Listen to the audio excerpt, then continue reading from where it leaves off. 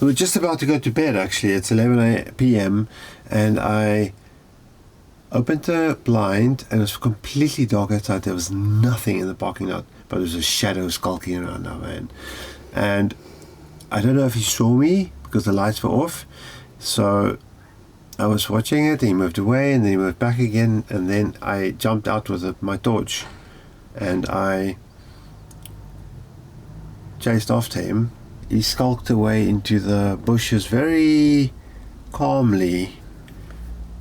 And creepily. Creepily. It's very creepy. I don't know what to make of it, but I went back and I checked the guy and I saw him skulking around on the hill there.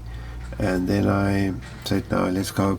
Welcome to our channel. We're Andre and Lisa, a married South African-Italian couple who have been traveling together for 20 years, exploring more than 50 countries. Since 2018, we've been full-time nomads with the goal of making travel a sustainable, long-term way of life. For the past few years, we've been winding our way through Europe while living in our 21-year-old motorhome, Millie. This year, we embarked on an epic journey of new discoveries.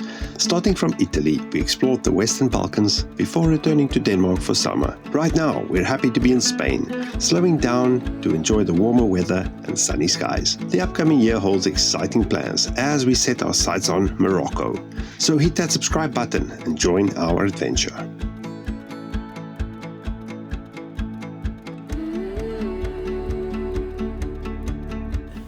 That's my hair. I'm not even asking. I should check myself. Did you trust me? That's a trick question. Trick question. Welcome back to our channel, and if you're new here, usually we make videos about travel, and currently we are traveling full-time in our soon-to-be 22-year-old motorhome across Europe. This is our third year full-time. Can't believe it. I don't know where time has gone. But as it's winter and we're in Spain, we are traveling a little bit slower right now, and we thought we'd make a few videos like this one, sharing some of our experiences. And this one, all of you will find interesting. This is something that is everybody's concern, particularly if you are traveling, not only full-time, but just anywhere or anytime with your motorhome. So briefly, we're going to talk about what are our risks as motorhome campervan travelers, what we can do to mitigate those risks or manage them, and then we will talk about gadgets. SIDS. Safety improvement devices. I've patented that now. We're going to talk about some items that we use in our van, gadgets, items that improves our security for all the aspects, and towards the end we'll give you our final thoughts and a few tips.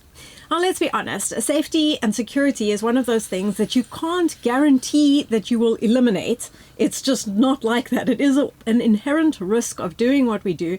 All we can do is be aware and try and mitigate the risks where possible. Shall we kick off with what are our risks? We made a crucial mistake. Our first night in Albania, we broke 2 rules. We broke all the rules that we know all too well. Now, I just want to say firstly, most of the travel we've done is in Western Europe and part of the Western Balkans, so mostly Western to Central Europe. Most of the travel that we've done with our motorhome. Of course. We've done extensive travel. We've traveled Southeast Asia extensively, East Asia, we've traveled North America, and obviously we are from South Africa, so we've traveled Southern Africa as well extensively. So having traveled for 20 years and having been to so many different places, we are always aware of security no matter where you are.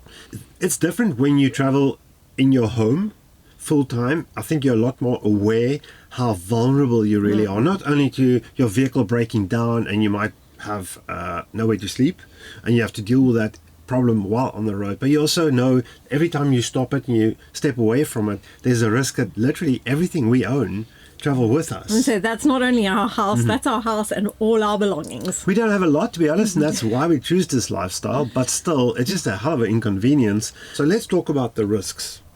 First, and not biggest as far as I'm concerned, but something everybody would think about is theft of the actual vehicle. Particularly because it's not just a vehicle. This is our home. Sure. I think when you have an old vehicle like ours and it's slightly personalized, the risk of it being stolen is lower Hopefully. It's more an inconvenience if it does get stolen, because it could be a fact someone drives it to another spot just to ransack it.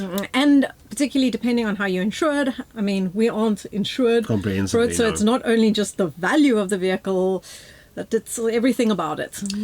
Secondly, risk of break-ins, whether you're in the vehicle or not, burglaries and theft of personal possessions. This is probably the number 2 or number 1, I'm not sure, concern for most travelers if you leave your vehicle unattended or overnight. Thirdly, personal safety. In our opinion, and as people who have been traveling for almost 3 years now in our motorhome across Europe, personal safety is not a major concern to us. It does not mean that there is zero risk, because it will depend where exactly you find yourself and how exposed you might be in a certain place. But traveling the way that we do and being aware in the way that we are, I can honestly say that in the 3 years, I can't really think of an instance where I really felt personally threatened. Not directly. See, there's a difference. We're going to get to this in a moment, because I have been scared and I have been very, very worried. sure, but it's not necessarily directed at you or us in that moment. We might perceive it to be like that, but it's not necessarily the case. So point number 4, ignorant behavior by bystanders. What I mean by that is people just going about their business whether you would have been there or not. Luckily, it looks like Luckily, the it lights doesn't are look bad, intact. no. I was afraid that these guys were going to actually crash into us. They were spinning so out of There's 4 control. cars It was going absolutely berserk, chaotic. Could be something as simple as parking in a busy parking lot with lots of traffic and someone just driving into your car.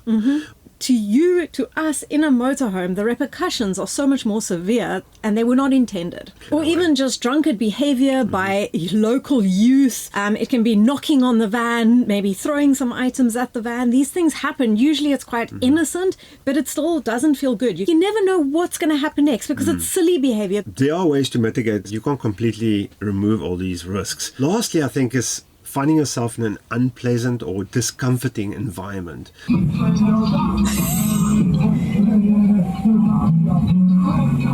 Just another night in the life of van life. I guess this parking lot is not entirely deserted. That could be something where you pull in for the night and you're just about to sleep, and then some teenagers during the summer festival rock up and play music until 4 a.m. How do you deal with that? Do you What move? Exactly. You don't know where you're going to go necessarily. Driving it can in just the be dark. awkward. Because the thing is, if you have to drive off at night, it adds another layer of risk. So that's sort of broadly the risks I think we can identify. Before we talk about the items that or we use or gadgets, let's talk about what can we do to mitigate these risks. The idea is to be able to reduce your risks as much as possible by being aware. And we're going to just go through some of the things that you can do, anybody, whether you're traveling for a short period of time or whether you're full-time living in a motorhome or camper van, to reduce your risk. I think everything will be sort of pulled together towards the end, but one of the things we pay attention to is having what we would call safety or security protocols. The first being, whenever we leave the vehicle, we follow a number of steps. And we do not deviate from those, whether we step out of the van for 5 minutes. I think that's the crucial thing, is to have the protocol, but to follow your protocol no matter where and how long you are away from your vehicle. In a supermarket parking lot. This is where it happens, because people know exactly. You pull in there and you're away for half an hour. Easy. It's easy to get away with stuff. These windows are nothing to pop out. We'll get back to that later. So what do? We always cover. We draw our blinds up, we cover so people can't tell whether you're in or out, and even if they know you're not inside, we don't want to make it too easy to look inside. So sometimes in a place we might not put our front windshield up, but we will cover the cab so you can't look deeper into the van. We always do it, no exception. Secondly, use every tool you have, and we'll get to these tools, but if it means putting on your steering lock, even if it's annoying, putting on your alarm, setting your inside camera, using your outside habitation door locks, locking your cab doors or strapping them from the inside, you do it. Do everything always. All the time. That is the least that you can do to try and reduce your risk of being targeted. Leading on to that, having a similar security or safety protocol at night will depend on where you find yourself at night. So if you're tucked in a cozy little campsite, surrounded by fellow campers, you're pretty good. The reality is the way we travel, very rarely do we actually go to campsites. Most of the time we make use of motorhome stops or even parking lots like the one we find ourselves in today. So we're sharing our space with the public, other people. We're generally in a public space and an accessible public space with no control. So what does it mean? Some places we are less prepared or paranoid. I think like if you go to a motorhome air and you're surrounded by dedicated motorhome parking, like in France or Germany or probably in Spain, you know, I think you can be a little bit more relaxed, but doesn't mean you should completely slack off. So we almost always have the same protocol. Firstly, we prepare the vehicle to be ready for departure. We don't leave glasses of half-drunk wine, coffee, tea. We don't have dishes lying around. Everything's closed up. Everything's put away. Everything is ready. If need be, we can drive away. And we have had to do this. More than once. Leading on to that is make sure that you park in such a way that you are ready and able to drive away. Whether it's forward, whether it's in reverse, know that you can get out in the middle of the night without having to get out of your vehicle. And if you don't have to reverse out of a parking lot and can just drive out, even better. No, never, ever, ever open the door for anyone who knocks. What if it's me? Unless it's your wife or husband or The ice cream man. Okay, that's a trap. You know it's a trap. You look through the window, preferably with a very strong torch, blinding the person outside, and if you see blue lights and a badge, then you open the door. Then you say, sorry, officer. We will do whatever we can to avoid confrontation. And 90% of the time, if you do engage people, it'll be benign, there'll be nothing to it, but it's just not worth the hassle. Walking outside, asking people to put their music off, or anything like that, could lead to a pleasant encounter, you don't know. But I prefer not to at 11 p.m. You know, it's just not a Nothing thing. good comes from confrontation after dark. Don't open the door. We had this incident in Albania where it was written on Park for Night that after dark, an old shepherd shuffles through the parking area, knocking on every camper and motorhome door. And it was true. And it happened. We knew he was coming. We saw him coming. We expected him to come. Did I open the door? Yes, I did. I felt like I had to. I didn't give him anything. I think that's the whole point. I just politely asked him to move on. Another time, we had an incident which we found someone snooping, like peeking This was in Bosnia. around our van at night. That was very creepy. It was very creepy. I did go out and I did wanted to throw the guy with a rock because I knew what he was up to. But you went out armed and prepared. Prepared.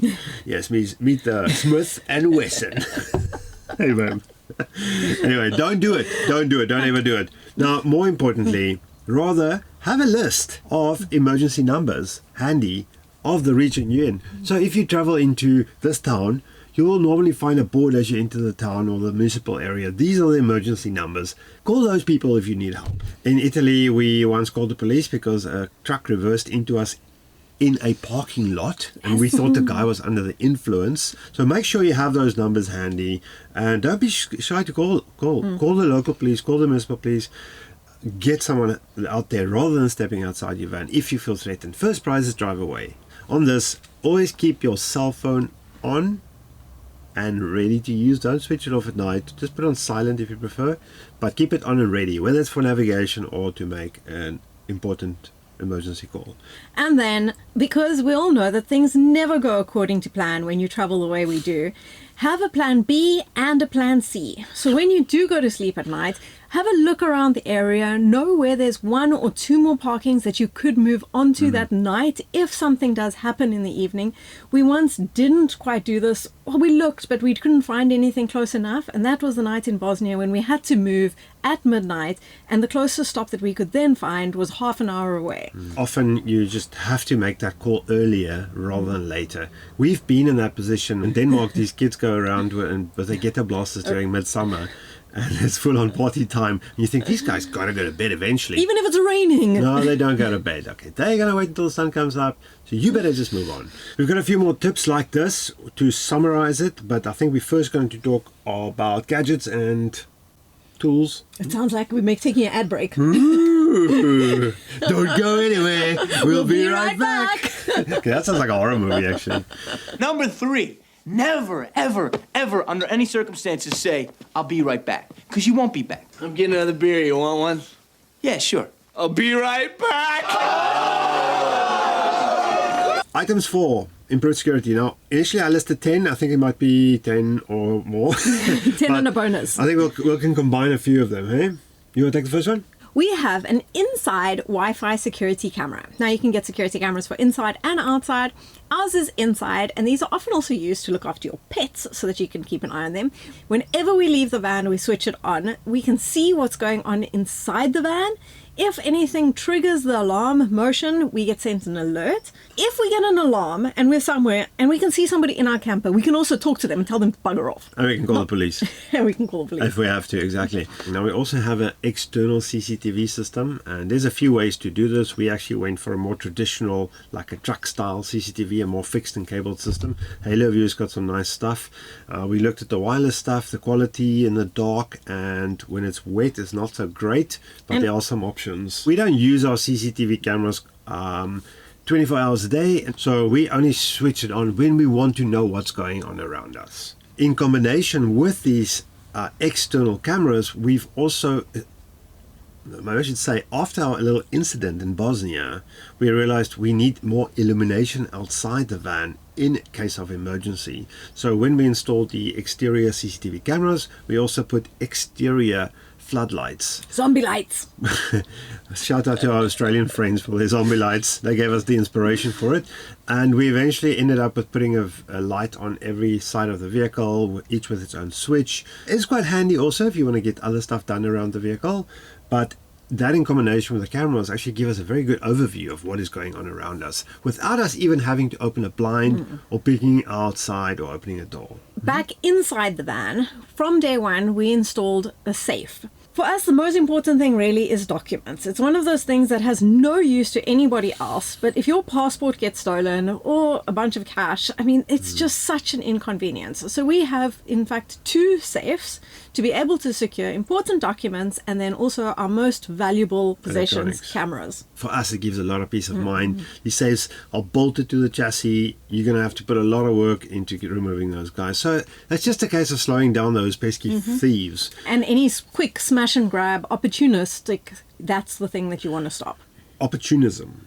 How do we secure our space from opportunism? Our vulnerable areas are our cab doors. If you have a fully integrated vehicle, it's different. We have a habitation door, and we have obviously the roof, which could potentially be risky if you've got large skylights, and then you have your windows. So starting in the cab, what we originally used to do, and what's a good trick from old-time motorhomers, is to strap your doors. Now, that keeps the 2 doors together and you can't open them up. We have subsequently managed to find and install internal Heo door locks. I think it's really, really well thought out, and it's the best option we could find for the older motorhome. It's a little bit more convenient and easier to use than actually strapping the doors, and we really like it. It's not a cheap product, but we think it's well worthwhile. The advantage is, even if someone smashes a window, they still cannot open the door. They need a key to unlock that. So that sort of takes care of the cab. Secondly, you need to secure your habitation doors.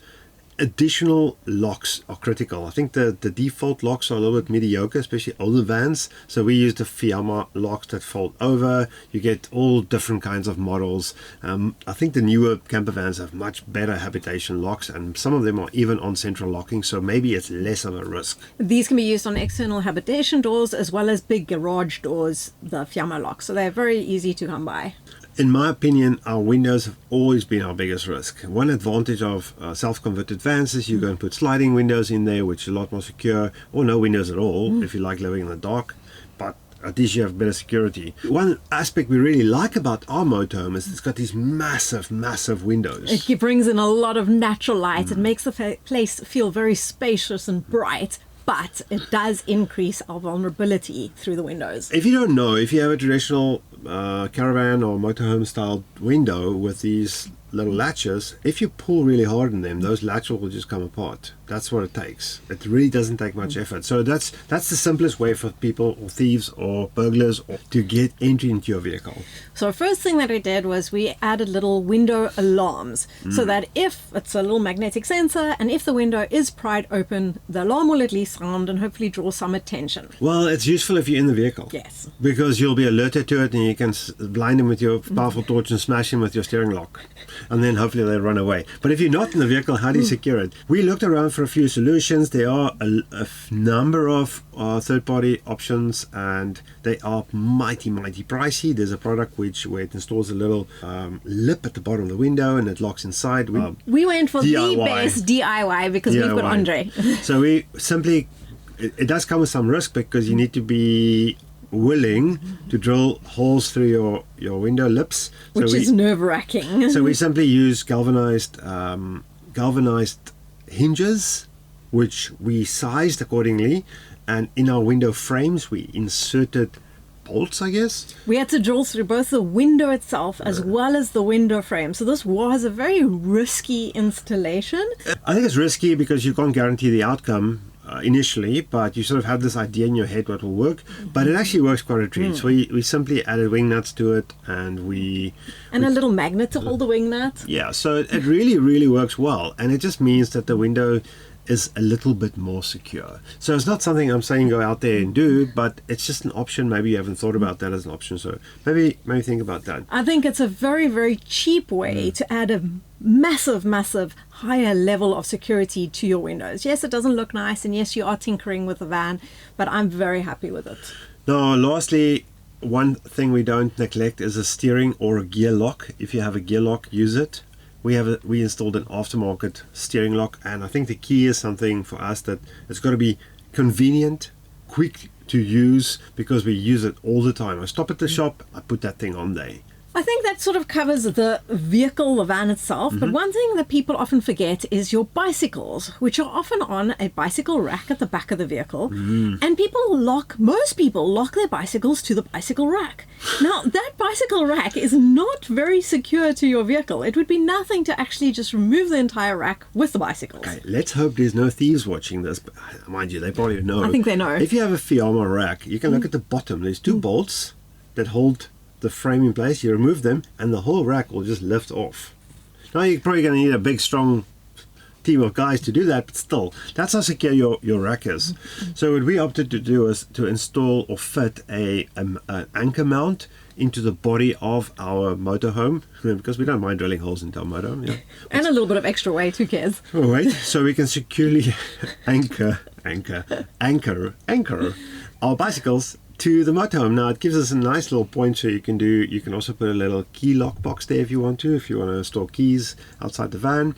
On that, I think my last little bonus item would be, if you have a bicycle, we actually have an alarm on our bicycle and it's remote activated. So what we do is we keep the remote with us next to the bed in a little pouch, so in emergency we can activate sort of a panic alarm function.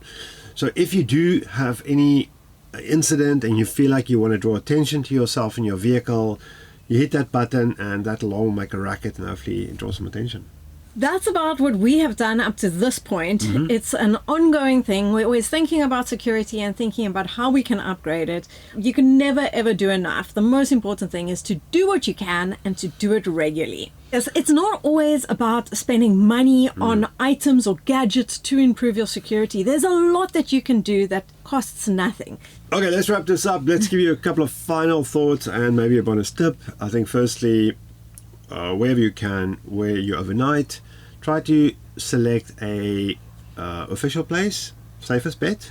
If it's unofficial or even official, avoid motorway stops.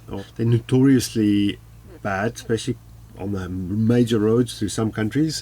And when you can, avoid city stops as well. Now, we're not saying avoid going to go see cities, but if you have the option of staying a little bit outside of the city, using public transport to go and see the city, or seeing the city in the daytime, and then rather moving out of the city to go and sleep and overnight, do that. It does reduce your risk. And then, in addition to city stops, we all use apps. Usually in Europe, it's Park4Night. Pay attention to reviews, read the reviews, and our general rule is that if you read one review that says that there's been a break-in or somebody's had a bad experience there, do not go to that park up. There are enough places to stay that we don't need to take that additional risk. Although some might say that those reviews might be placed intentionally to discourage motorhomes from overnighting. Well, you know, read it, pay attention, make up your own mind, but that's our rule. Sometimes it's just a seasonal thing, sometimes it's a particular time of the year. In fact, we just had this now in a region in Spain where this month there have been a couple of break-ins, and we decided to adjust our route because it's not necessary to go there if there's something happening at this time. No, be flexible. I think that's the other thing. Be able to adapt, assess. Assess. I think that's really important. Trust your instincts without being overly paranoid. Talk to people around you. If you drive into a parking place and you see something dubious, like evidence of racing or maybe broken glass, or you can see people go there at night to drink. Sometimes you won't be able to pinpoint exactly what it is, but you'll have a little bit of a discomfort, a bad feeling. Move on. And I think lastly, be friendly to your neighbors. Europeans are sometimes a little bit more like to themselves, and yet we like the comfort of other people because you feel more secure in numbers, which completely false, by the way. It means nothing. Look up, say hello, meet the guy next to you, see if he looks like a criminal. This is a very isolating lifestyle, and especially if you do it full time, it can become more tricky, but a lot of people do it for a short period. But let's open up and be a bit more open and friendly to people around us. Are we going to wrap this up? But don't open the door to strangers. Okay guys, thanks for watching. As always, the next video we will be back traveling through Spain very slowly because it's December, can you see? So the weather's amazing. And thank you for watching, as always. Hit the subscribe button, leave us a comment below if you've got a good tip for us, if you've got a terrible story to share with us or a good story to share with us, let us know down below. We'll see you on the road and we will greet you. Goodbye. Adios.